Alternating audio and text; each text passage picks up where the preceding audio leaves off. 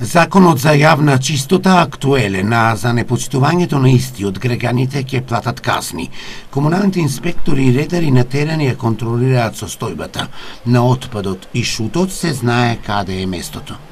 Граѓаните да го фрлаат отпадот, комуналниот отпад во кантите за отпадоци, да не го фрлаат до кантите и до самите контейнери.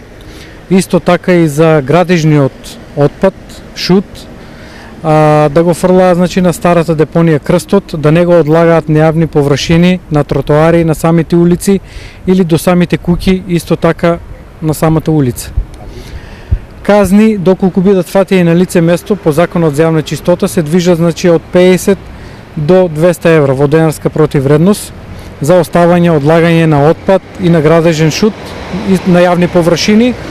Чувањето на живина и животни е дозволено само надвор од урбаните зони.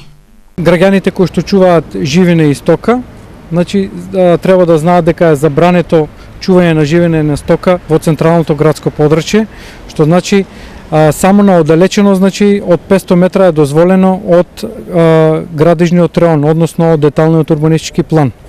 Доколку бидат фатени или пријавени од сограѓани на нашиот телефон или во комунална инспекција, истите ќе бидат посетени, ќе бидат предупредени, доколку не ги отстранат, ќе бидат казните по Законот за комунални дејности и по одлуката за комунален ред.